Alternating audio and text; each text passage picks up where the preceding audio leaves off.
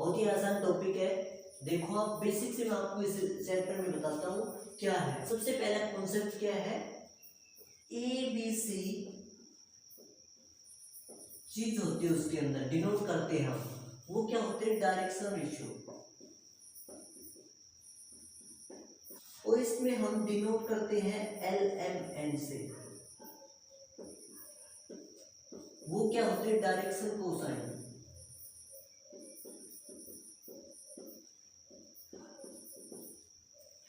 ठीक है। अब आपकी बुक में सबसे पहले दो क्वेश्चन इन दो चीजों से बनते हैं। या तो आपको डायरेक्शन रेशियो देकर डायरेक्शन कोसाइन पूछता है, या फिर डायरेक्शन कोसाइन देकर डायरेक्शन रेशियो पूछता है। तो आपको मैं समझाता हूँ कि एलएमएन कैसे आएंगे, मतलब डायरेक्शन कोसाइन कैसे आएंगे जब आपको डायरेक्शन रेशियो गिवन हो। मतलब एल किसके इक्वल होगा, ए अपॉन ए का स्क्वायर प्लस बी का स्क्वायर प्लस सी का स्क्वायर, उसका स्क्वायर रूट, ये क्या होता है एल। ठीक है ना, डायरेक्शन कोसाइन। और अब क्या होता है, B upon square root of A square plus B square plus C square N. N is equal to C by root A square plus B square plus C square. अब देखो, या तो question ये आएगा ए बी सी आपको दे देगा, मतलब direction ratio आपको दे देगा, तो आपको क्या निकालना है, डायरेक्शन कोसाइन।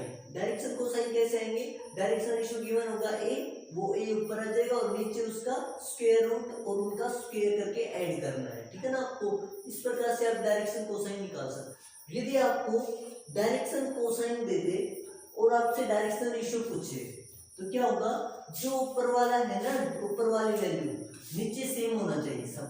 ठीक है ना, ये या तो फिर आपको नीचे वाला सेम बनाना पड़ेगा, फिर उसके ऊपर जो टर्म होगी ना वो क्या हो जाएगी, डायरेक्शन रेशियो।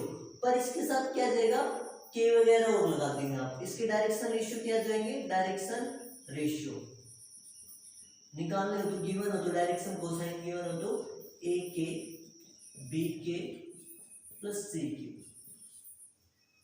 इस प्रकार से ये दो क्वेश्चन आपके पास। जैसे एग्जांपल लेता हूं मैं आपको, इसमें एग्जांपल की द्वारा समझाता हूं कि कोई एग्जांपल है, डायरेक्शन रेशियो गिवन है आपके पास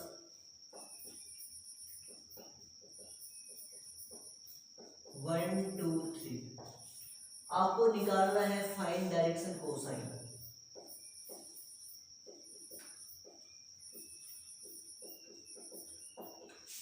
ठीक है ना, तो मतलब L निकालना आपको। L क्या होगा, A अपॉन A, क्या है इसमें 1 upon square root of A का स्क्वायर प्लस B का स्क्वायर प्लस C का स्क्वायर आ जाएगा 1 अपॉन स्क्वायर रूट ऑफ 1 का स्क्वायर 1, 2 का स्क्वायर 4, 3 का स्क्वायर 9, 9 प्लस 1 10, 10 प्लस 4 14, मतलब रूट 14। इसी प्रकार n क्या हो जाएगा, b अपॉन b, क्या है इसमें 2 अपॉन नीचे स्क्वायर रूट ऑफ ये जो भी है सेम आएगा। और इसी प्रकार l m n 3 upon square root of 1/14। Sir आप डायरेक्शन रेशियो से डायरेक्शन कोसाइन निकाल सकते हो। इसके बाद आपको बताता हूं मैं कि डायरेक्शन कोसाइन को हम इससे भी डिनोट करते हैं, L इज इक्वल टू, जब एंगल की फॉर्म हो cos alpha, m is equal to cos beta, n is equal to cos gamma. जब एंगल गिवन हो तो आप निकाल सकते हो डायरेक्शन कोसाइन डायरेक्ट। एंगल रख दो यहाँ पर, वो क्या आ जाएगा, डायरेक्शन कोसाइन। एंगल रख दो, डायरेक्शन कोसाइन, एंगल रख दो, डायरेक्शन कोसाइन, मतलब एल एम एन की वैल्यू आपके पास आ जाएगी इस प्रकार से। और एक और चीज होती है इसमें, एक ही जो रिलेशन होता है L square plus N square plus N square is equal to 1, मतलब डायरेक्शन कोसाइन के स्क्वायर का सम क्या होता है 1। या फिर आपको इससे यहां से ये भी लिख सकते हो, cos square alpha plus cos square beta plus cos square gamma is equal to 1। ठीक है ना, इस रिलेशन पर एक आपके बुक में क्वेश्चन है, वो मैं आपको समझाता हूँ कैसे, ठीक है ना। आपको क्या प्रूव करना है, sine square alpha plus sine square beta plus sine square gamma is equal to 2। ये रिलेशन कहाँ से आया, कैसे बनेगा, तो मैंने आपको अभी रिलेशन बताया है कि एंगल की टर्म का एक रिलेशन होता है इसके 3D के अंदर, क्या होता है, cos square alpha plus cos square beta plus cos square gamma is equal to 1, ठीक है ना। आप कोस को किसमें चेंज कर लो, साइन के अंदर, क्योंकि आपका आंसर किसमें है, साइन में, तो आप इसको साइन में चेंज करोगे तो 1 minus sine square alpha plus 1 minus sine square beta plus 1 minus sine square gamma is equal to 1, ठीक है ना। ये साइन नेगेटिव नेगेटिव नेगेटिव उस साइड जाके पॉजिटिव होंगे, पॉजिटिव होंगे तो ये क्या लिख सकता हूँ, sine square alpha plus sine square beta sine square gamma is equal to, ये साइड आएगा कैंसिल हो जाएगा, 2 बचेगा। ये इस तरह आपका क्वेश्चन प्रूव हो गया, ठीक है ना। इस प्रकार से आपको करना है। नेक्स्ट कॉन्सेप्ट है, जब आपको दो पासिंग पॉइंट दे या पोजीशन वेक्टर देते, two passing point given, then find the direction ratio,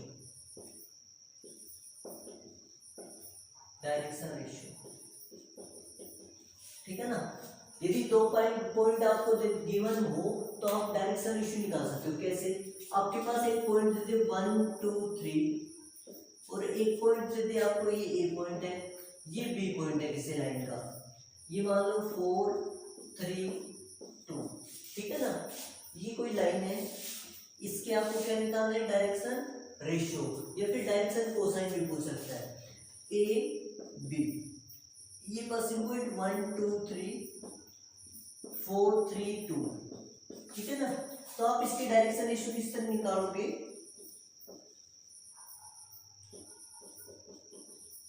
ratio किस तरह निकालोगे, इसके डायरेक्शन रेशियो देंगे x2 minus x1 y2 minus y1 z2 minus z1, ठीक है ना। मतलब x1 y1 z1 x2 y2 z2, ठीक है ना। ये इस इक्वेशन में रख दो, मतलब इन पॉइंटों में रख दो, 4 माइनस 1 3 माइनस 2 2 माइनस 3, अब 3 1 minus 1 are the direction ratio. आप इसे डायरेक्शन कोसाइन भी निकाल सकते हो, जो मैंने आपको ये क्वेश्चन करवाया था, A upon square root of इसके स्क्वायर, इसका स्क्वायर, इसका स्क्वायर। इसी प्रकार m is equal to B upon square root of वो जो इसका आएगा प्रीवियस जो भी है, ठीक है ना। इस प्रकार से आप निकाल सकते हो। इस प्रकार से जब दो पासिंग पॉइंट गिवन हो तो आप क्या निकाल सकते हो, डायरेक्शन रेशियो, ठीक है ना। अब आपका नेक्स्ट टॉपिक है, जब भी 3D के अंदर एंगल की बात आए, ठीक है ना, तो आपको क्या करना है, जब सेम या लाइन और प्लेन दो टॉपिक है इसके अंदर 3D के अंदर, या तो वह एंगल पूछेगा लाइन लाइन के बीच एंगल फाइंड करने हो तो, या तो लाइन लाइन के बीच एंगल पूछेगा, या फिर प्लेन प्लेन के बीच,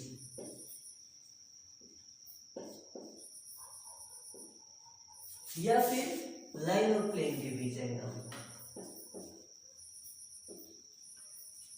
तो आपको कैसे निकालना एंगल, यदि दोनों लाइन है सेम चीज तो आएगा एंगल कोस थीटा। फॉर्मूला एक है सबका, a1 a2 b1 b2 c1 c2 upon square root of a1 का स्क्वायर b1 का स्क्वायर प्लस c1 का स्क्वायर। A2 का स्क्वायर, B2 का स्क्वायर, C2 का स्क्वायर। इसी प्रकार सेम चीज है तो कोस थीटा, फॉर्मूला सेम है, A1 A2 B1 B2 C1 C2, नीचे of square root of A1 का स्क्वायर, B1 का स्क्वायर, C1 का स्क्वायर, A2 का स्क्वायर, B2 का स्क्वायर प्लस C2 का स्क्वायर। ठीक है ना। इसी प्रकार जब डिफरेंट चीज हो तो कोस थीटा की जगह क्या आ जाएगा, साइन थीटा, साइन थीटा। तो फॉर्मूला वही है, A1 A2 B1 B2 C1 C2, square root of A1 का स्क्वायर प्लस B1 का स्क्वायर प्लस C1 का square, square root of A2 का स्क्वायर B2 का स्क्वायर प्लस C2 का square. इस प्रकार से ये फॉर्मूला है।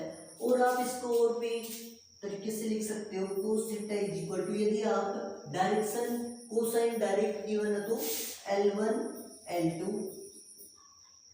M1 M2 N1 N2। ठीक है ना। इसी प्रकार इसमें cos theta is equal to L1 L2 M1 M2 N1 N2, same formula उसमें। ठीक है ना। ये जो डायरेक्शन कोसाइन गिवन है, डायरेक्ट डायरेक्शन रेशियो गिवन हो तो ये फॉर्मूला, मतलब ये पहली लाइन की डायरेक्शन रेशियो और ये दूसरी लाइन की डायरेक्शन रेशियो, ये पहली लाइन की डायरेक्शन रेशियो का स्क्वायर रूट और ये दूसरी की लाइन का। ठीक है ना। इस प्रकार से आप एंगल निकाल सकते हो। पर इसमें दो तीन बातें बार बार यूज होंगी। यदि वो आपसे क्वेश्चन में कहे कि दो लाइन आपस में क्या है, परपेंडिकुलर, चलो मैं कुछ कॉन्सेप्ट लिखवाता हूँ। यदि एंगल 90 बन जाता है दो लाइनों के बीच, तो कोस 90 का होता है जीरो, जीरो होगा तो मतलब ये जीरो होगा, जीरो होगा मतलब ये नीचे वाला इस साइड आएगा तो जीरो हो जाएगा। मतलब डायरेक्शन रेशियो की मल्टीप्लाई क्या लिखनी है आपको, zero. B1 upon A1 A2 B1 B2 plus C1 C2 equal to zero.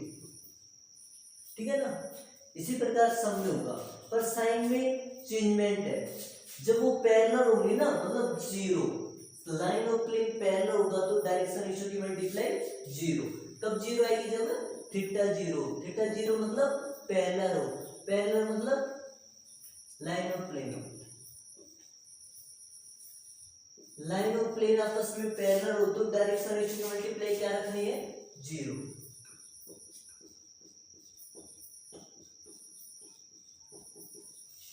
ठीक है ना। चलो मैं आपको अलग से आपको एक कॉन्सेप्ट लिखवाता हूँ इन चीजों का। कब प्लेन की डायरेक्शन रेशियो की मल्टीप्लाई जीरो लेने, कब लाइन की डायरेक्शन रेशियो की मल्टीप्लाई जीरो लेने, कब पैरेलल हो जब जीरो लेना है, वो मैं आपको बताता हूँ। पहला कॉन्सेप्ट है जब दो लाइन आपस में परपेंडिकुलर हो, व्हेन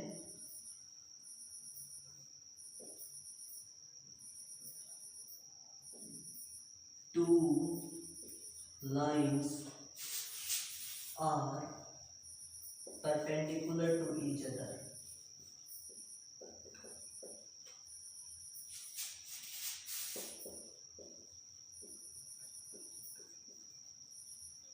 then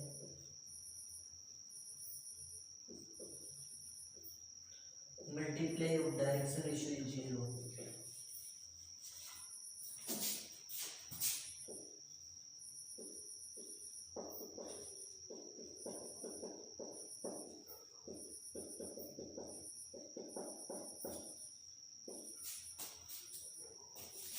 ठीक है ना।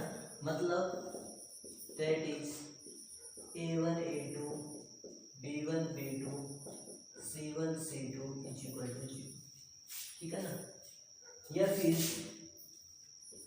when two plane are perpendicular to each other,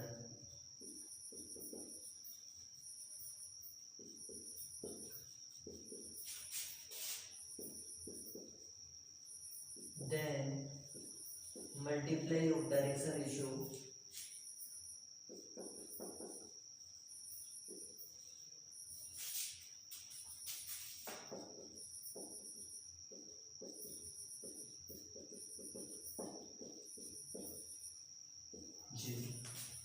मतलब that is A1 A2 B1 B2 C1 C2 equal to 0।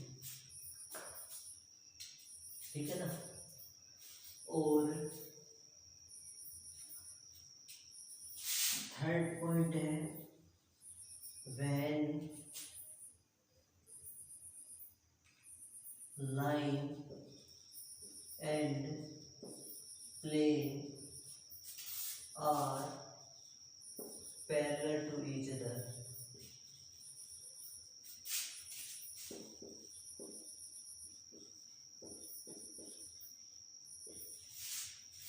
then multiply of direction ratio is 0.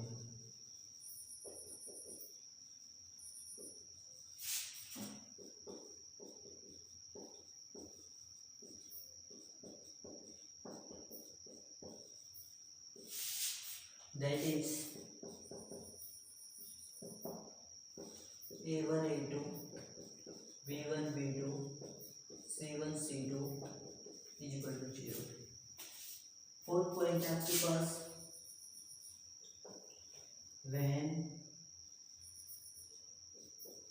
two lines are parallel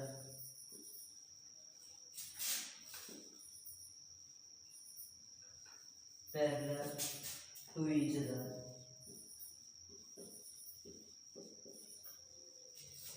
then direction ratio is same।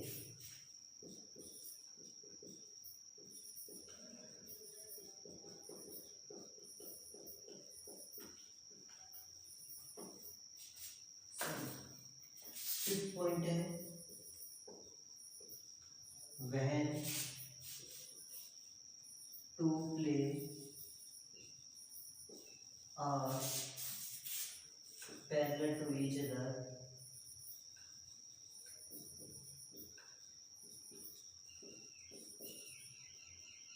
then direction ratio is same। direction ratio is same।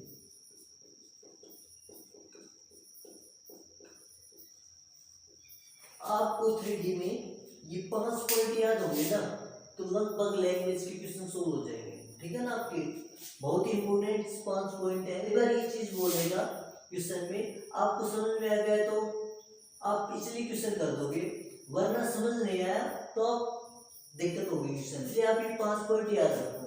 ठीक है ना। बहुत ही simple तरीके से मैंने लिखवा दिया है। जब दो लाइन आपस में परपेंडिकुलर हो तो डायरेक्शन रेशियो की मल्टीप्लाई 0। जब दो प्लेन आपस में परपेंडिकुलर तो डायरेक्शन रेशियो की मल्टीप्लाई 0। और लाइन और प्लेन पैरेलल हो तो डायरेक्शन रेशियो की मल्टीप्लाई 0। और यदि दो लाइन पैरेलल हो तो उसके डायरेक्शन रेशियो क्या होंगे? सेम। इसी प्रकार से दो प्लेन आपस में पैरेलल होंगे तो डायरेक्शन रेशियो क्या होंगे? सेम। ठीक है ना। ये 5 पॉइंट है, very very important point of exam and solve the question. अब आपके पास है इक्वेशन ऑफ लाइन। लाइन का टॉपिक है तो इक्वेशन ऑफ लाइन भी आपको पता होना चाहिए। लाइन के दो इक्वेशन होते हैं, एक तो कार्टेशियन इक्वेशन और एक वेक्टर इक्वेशन। कार्टेशियन इक्वेशन क्या होती है? x minus x1 upon a, y minus y1 upon b, z minus z1 upon c। ठीक है ना। ये होती है। या फिर आप इस इक्वेशन को चेंजमेंट करके x minus x1 upon x2 minus x1, y minus y1 upon y2 minus y1, z minus z1 upon z2 minus z2, ये लिख सकते हो। आपको पता है कि ABC क्या है इसमें? Direction ratio. x1 y1 z1 are the passing point. आप लिख भी सकते हो where x1 y1 z1 are passing point.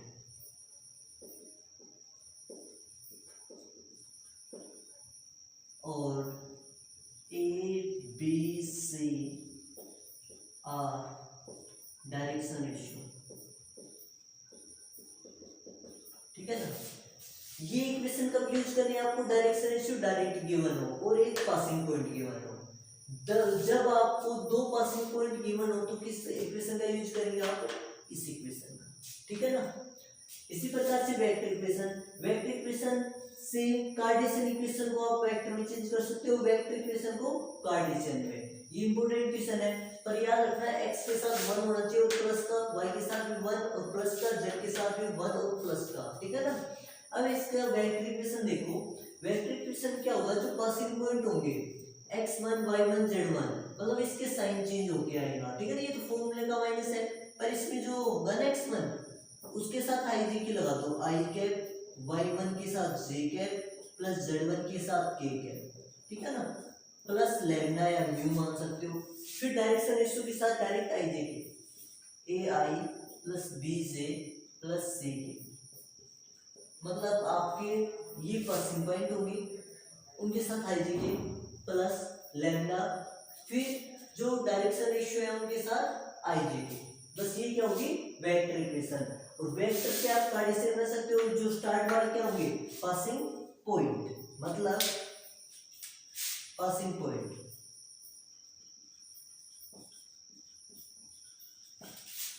ये डायरेक्शन रेशियो,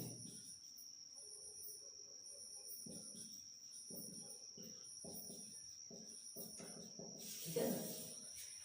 ये आपकी इक्वेशन है लाइन की, कार्टेशियन और वेक्टर। अब आपको मैं अगले लेक्चर में मोस्ट इंपोर्टेंट क्वेश्चन करवाऊंगा लाइन के ऊपर, प्लेन के ऊपर, जो हर बार पूछे जाते हैं, जो 4-6 नंबर के अंदर आपको मिलेगा, ठीक है ना, उनमें से कुछ